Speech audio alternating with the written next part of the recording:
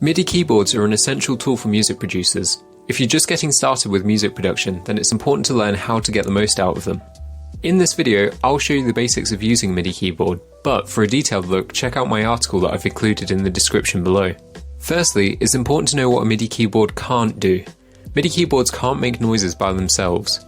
All they do is send instructions to a connected device, like a computer or hardware instrument, to tell it what to do. With that said, let's look at what they can do. Controlling a virtual instrument.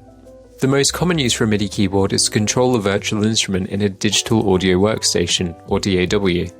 To do this, connect your MIDI keyboard to your PC.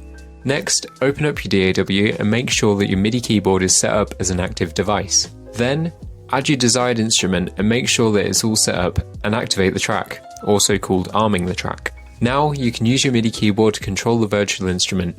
You can use this to record or even perform live. Controlling a hardware instrument. Next, let's take a look at controlling a physical instrument.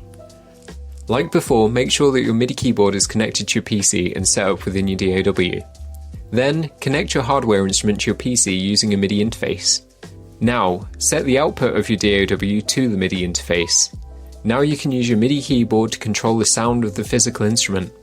The biggest benefit for this is controlling multiple different instruments across a live or studio setting, or controlling instruments with tricky keys, like this synth here. Controlling a DAW. Finally, let's look at some of the additional controls on this MIDI keyboard to control my DAW further.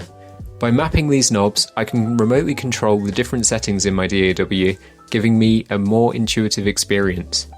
In some DAWs, like this one, you'll need to make sure that you've turned remote to on.